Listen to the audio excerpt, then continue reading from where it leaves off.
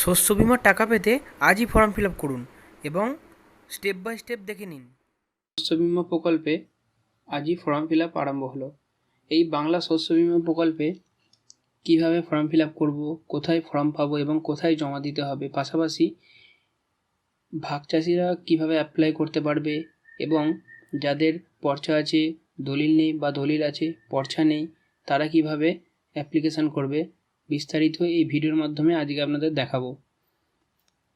পাশাপাশি যারা চ্যানেলে নতুন আছো, আমাদের ইউটিউব চ্যানেলটি সাবস্ক্রাইব করার জন্য সবার কাছে অনুরোধ রইল। নিজেও শিখুন এবং সবাইকেও শেখান। চলুন দেরি না করে ভিডিওটা আরম্ভ করি। বাংলা শস্য বিমা 2024 খারিফ শস্য মরশুম ধান। এখানে আমরা ধান ও ভুট্টা উভয়েরই ফর্ম ফিল আপ করতে পারেন। তার জন্য নিচে একটি আছে, এটি হচ্ছে ভুট্টা। বাকি সব একই, শুধু হেডিংটা আলাদা। তো বাংলা শস্য বিমা ফর্মটি ফিল আপ করার জন্য এই ফর্মটি আপনি আমাদের ডেসক্রিপশান লিঙ্কে আমরা ইয়েটা দিয়ে দেবো। এই ফর্মটি আপনারা সেখান থেকে ডাউনলোড করে নেবেন এবং কিভাবে এটি ফিল আপ করবেন। এই যে দেখতে পাচ্ছেন এখানে কৃষকের নাম, এই জায়গাটিতে আপনার এখানে কৃষকের নামটি দিতে হবে এবং এখানে অভিভাবকের নাম দেবেন। আপনার বাবা অথবা মা অথবা স্বামী, যার নামে আপনি করবেন, কৃষকের নাম যা হবে তার বাবা অথবা মা, এবং যদি মহিলা হন তাহলে এখানে অভিভাবকের নাম আপনারা তার হাজব্যান্ডের নাম দিতে পারেন।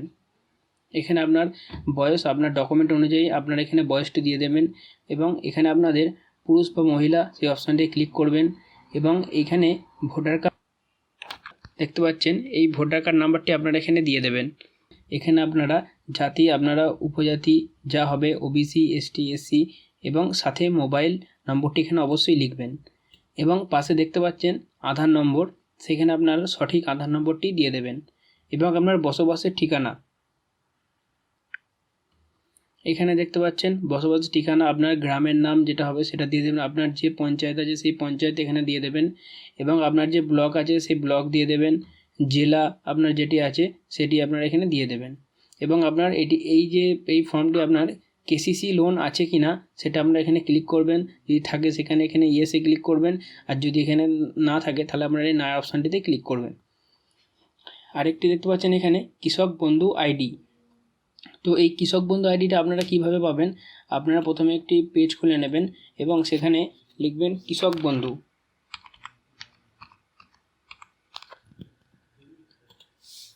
এবং এই কৃষক বন্ধু অফিসিয়াল ওয়েবসাইটে আসার পরে আপনারা দেখতে পাবেন এইখানে নথিভুক্ত কৃষকের তথ্য। এই নথিভুক্ত কৃষকের তথ্যতে যখনই ক্লিক করবেন এখানে আপনারা আপনার ভোটার কার্ড, আধার কার্ড, ব্যাঙ্ক অ্যাকাউন্ট এবং মোবাইল নাম্বার দিয়ে আপনারা সার্চ করতে পারেন। আপনার যে মোবাইল নাম্বার আছে সেটা দিয়ে সার্চ করবেন। এখানে মোবাইল নাম্বারটি লেখার পরে I am not a robot এই অপশানটি আপনাকে ক্লিক করতে হবে।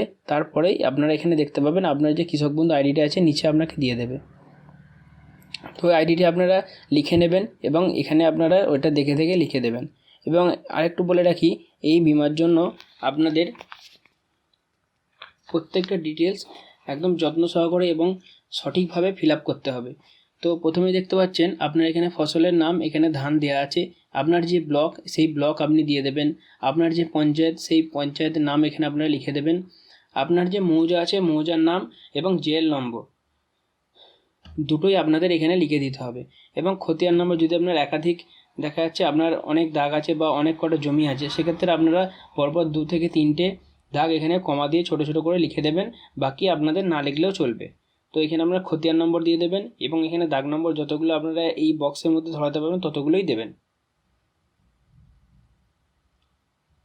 আপনার এই যে বিমাটি প্রস্তাবিত এলাকা কত একর আছে সেটা আপনারা দিয়ে দেবেন এবং এখানে যদি আপনার এটা নিজস্ব জমি হয় সেখানে এখানে লিখে দেবেন। যদি আপনারা ভাগ চাষি হন সেখানে আপনারা এটা উল্লেখ করে দেবেন এবং আপনার যে ফসল রোপণের সম্ভাব্য রোপণের তারিখ, আপনারা কোন দিন বা কোন তারিখে আপনারা এটি রোপণ করেছিলেন সেই ডেটটা বা তারিখটা আপনারা এখানে লিখে দেবেন। তো কৃষকদের ব্যাংকের বিবরণ দেখতে পাচ্ছেন এইখানটাতে আপনাদের কৃষকের নাম এখানে দিয়ে দেবেন।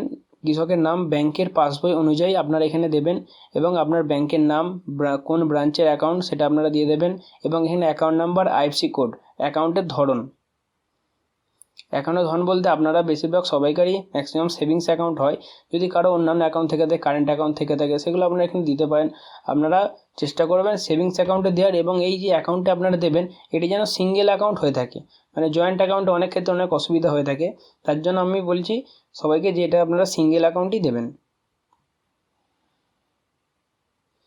এবং এইটি জমা দিতে গেলে আপনার কী কী নথি লাগবে সেগুলো একটু দেখে নিই। আপনাদের ভোটার আইডি কার্ড এবং আধার কার্ড। আপনাদের মনে রাখবেন অবশ্যই ভোটার কার্ড এবং আধার কার্ড বাধ্যতামূলক, ব্যাংকের পাসবুকের ছবি, অ্যাকাউন্ট নাম্বার এবং খতিয়ান পর্চা বা দলিলের জেরক্স।